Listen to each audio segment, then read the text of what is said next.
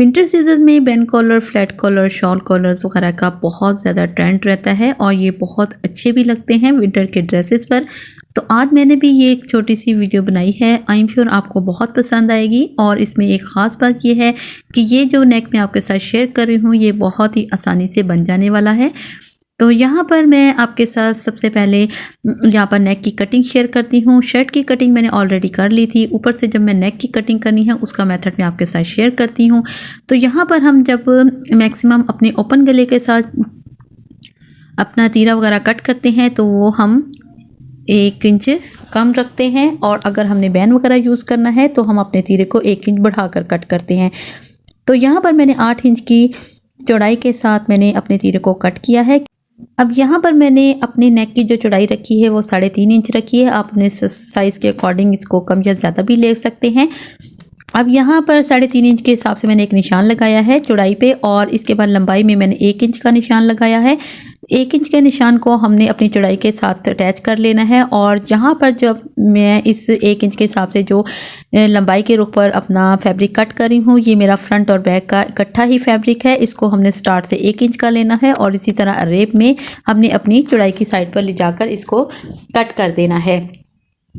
अब नीचे से मैंने नेक की अपनी जो लंबाई है वो 7 इंच रखी है, और ऊपर से जो मैंने 1 इंच का इजाफी फैब्रिक कट किया था उसको काउंट करेंगे तो हमारी 8 इंच की लंबाई जो है नेक की वो कंप्लीट है। और इसके बाद मैंने नीचे से अपनी लंबाई के साथ और ऊपर चौड़ाई से मैंने वी शेप ड्रॉ की है, जिसको मैंने हल्का सा कर्व में रखा है। और इसके बाद मैंने 2 लाइंस ड्रॉ की हैं वी शेप में, और जो अंदर वाली साइड की जो लाइंस है उसके हिसाब से मैंने अपना फ्रंट का नेक जो है वो कट कर लिया है। और जो दूसरी लाइन है वो हमारी सिलाई का हक है, क्योंकि हमने अपने सिलाई का दबाव इतना रखना है, और इस हिसाब से हमने 2 लाइंस ड्रॉ कर ली थी। अब वो फ्रंट का जो हमारा शोल्डर है वहाँ से हमने 1/2 इंच के दबाव के साथ एक लाइन ड्रॉ करनी है, और इसको हमने फैब्रिक को कट कर देना है। हमने अपने फ्रंट का जो शोल्डर की साइड है वहाँ से 1/2 इंच का दबाव जो है वो बैक साइड से कम रखना है। अब यहाँ पर इस कटिंग का मकसद ये है कि अक्सर हमारी कंप्लेन आती है कि हमारा जो गला है बैक साइड पर खिंचाव में आ रहा है। तो यहाँ पर जब इस मेथड के साथ आप कटिंग करेंगे तो आपका जो बैक साइड है वो खिंचाव में नहीं आएगी। तो इसके बाद हम यहाँ पर बैक साइड के साथ अपना फ्रंट को शोल्डर से अटैच कर लेंगे। दबाव आपने इक्वल रखना है। दबाव बिल्कुल आपने जितना मुनासिब सा जितना आपने दबाव में सिलाई लेनी है उतना ही रखना है। और इसके बाद इसको हमने बैक साइड को शोल्डर से अटैच कर कर सेंटर में हमने टक लगा लेना है। अब यहाँ पर हमने एक अरेब में पट्टी ली है जिसकी चौड़ाई जो है 6 इंच है और लंबाई हमने एक्स्ट्रा ली है, और ये हमारी टोटल अरेब में पट्टी है जिसको हमने डबल फोल्ड कर लिया है। तो हमारे पास ये 3 इंच में पट्टी की चौड़ाई जो है वो रेडी हो गई है। इसको सेंटर से हमने प्रेस कर लेना है। प्रेस करने के बाद यहाँ पर इसको डबल फोल्ड कर लिया है। डबल फोल्ड करने के बाद हमने अपनी शर्ट के नेक को सेट करना है।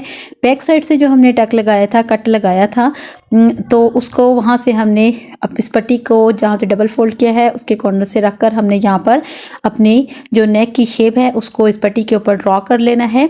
जैसा कि आप वीडियो में देख रहे हैं सेम आपने इसी तरह मेथड के साथ आपने इसको ड्रॉ कर लेना है, वी शेप ड्रॉ कर लेनी है। और इसके बाद आपने सिलाई का मार्जिन छोड़ते हुए बाकी एक्स्ट्रा जो पट्टी का फैब्रिक है उसको हमने कट कर देना है। तो ये बहुत ही खूबसूरत सी हमारे पास एक कॉलर की शेप रेडी हो गई है। अब ये मैं विदाउट बुकरम कॉलर यूज़ करूँगी। विदाउट बुकरम मैंने इसको कॉलर को अपने शर्ट के साथ अटैच करना है। आप यहाँ पर बुकरम भी यूज़ कर सकते हैं, लेकिन मैंने इसको बुकरम के बगैर अपने नेक को रेडी करना है। तो बहुत ही खूबसूरत और बहुत ज़बरदस्त ये हमारे पास नेक रेडी होगा। तो जैसा कि आप देख सकते हैं अब यहाँ पर हमने बैक साइड से स्टार्ट लेना है। अब इस पट्टी के कॉलर का हमने सेंटर कट लगा लिया था, और इसी तरह हमने शर्ट के बैक साइड से जो कट लगाए थे वहाँ से हमने स्टार्ट लेना है। इसके बाद हमने 1.5 इंच की एक्स्ट्रा पट्टी ली है। अरेब में पट्टी मगजी टाइप हमने पट्टी ली है जिसकी लंबाई जो है मैंने कॉलर जितनी ली है, जितना मेरा कॉलर रेडी है उसके मुताबिक ली है, और चौड़ाई जो है मैंने 1.5 इंच की ली है।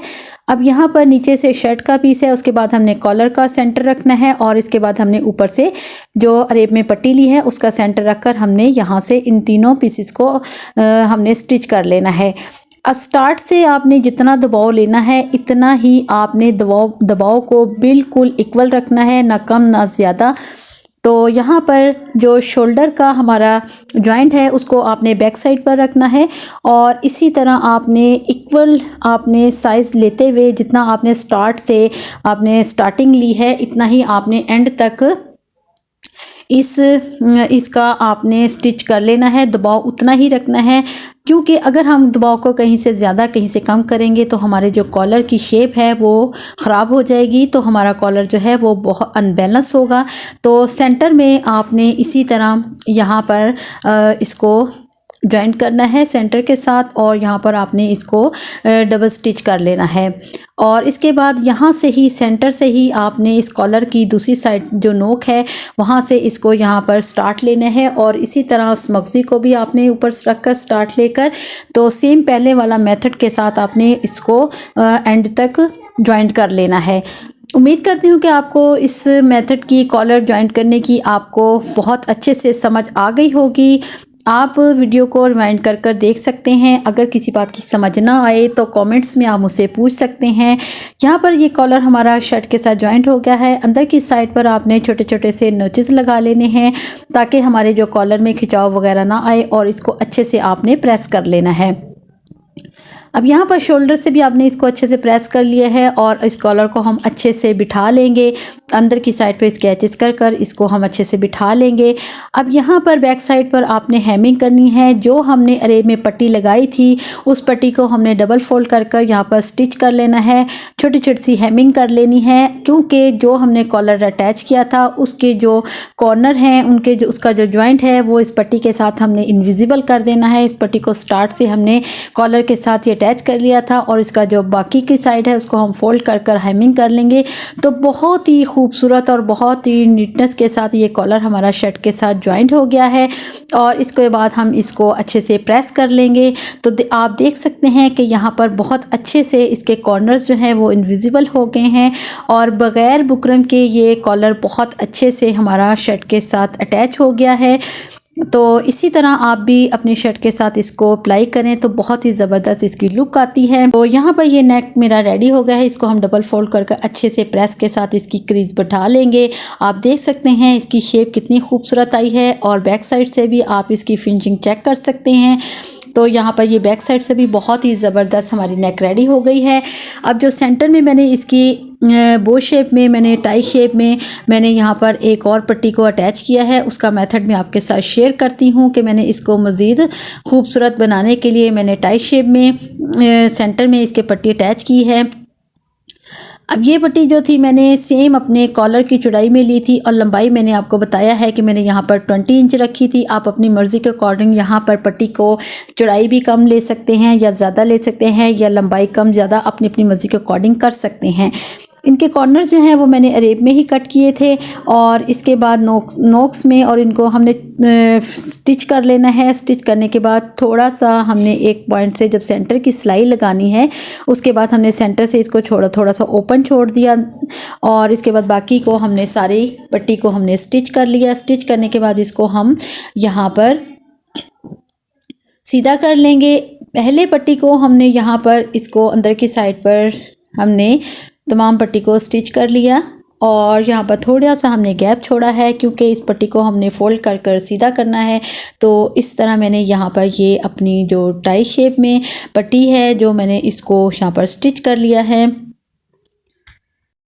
अब इस डबल पट्टी को हमने फोल्ड कर कर सेंटर से हमने छोटे छोटे से स्टिचेस लगा लेने हैं और इनको हमने धागे को हमने खींचकर इसके चुन्नट डाल लेनी है और इसको रोल कर लेना है। तो ये बहुत अच्छे से हमारे पास एक चुन्नट के साथ लंबी टाई जो है वो रेडी हो गई है। अब इसको हम अपनी शर्ट के सेंटर में कॉलर के साथ सेंटर में इसको अटैच कर लेंगे और अटैच करने के बाद यहाँ पर हम इसके ऊपर एक खूबसूरत सा फैंसी बटन अटैच करेंगे। अब यहाँ पर आप बटन भी अटैच कर सकते हैं और इसके अलावा आप यहाँ पर इसको बो शेप में नॉट में आप इसको फोल्ड कर कर इस तरह नॉट भी लगा सकते हैं, लेकिन मैंने यहाँ पर एक फैंसी बटन का इस्तेमाल किया है। आप देख सकते हैं कि नेक बनकर बहुत ही खूबसूरत रेडी हुआ है और ये जो हमारे सामने टाई शेप में जो हमने इसके साथ एक्स्ट्रा फैब्रिक यूज़ किया है वो भी बहुत ही खूबसूरत लग रहा है। ये हमने एक अलग से टाई रेडी कर अपने नेक के साथ ज्वाइंट की है। इसके अलावा इसका एक और मेथड भी है जो हम टोटल इस टाई को अपने नेक के साथ स्टिच करते हैं, तो वो भी मेथड इंशाल्लाह किसी दिन मैं आपके साथ शेयर करूंगी। बैक साइड से आप कॉलर की फिनिशिंग चेक कर सकते हैं, किस तरह खूबसूरती के साथ हमारा कॉलर जो है वो बिल्कुल नेक के साथ बैठा हुआ है, कहीं से भी खिंचाव या चुन्नट वगैरह झोल नहीं है। तो उम्मीद करती हूँ कि आपको मेरी वीडियो पसंद आई होगी। वीडियो पसंद आए तो चैनल को सब्सक्राइब, लाइक एंड शेयर ज़रूर कीजिएगा। मुझे इजाज़त दें, फिर मिलते हैं एक अच्छे और नए कंटेंट के साथ। ओके, अल्लाह हाफिज़।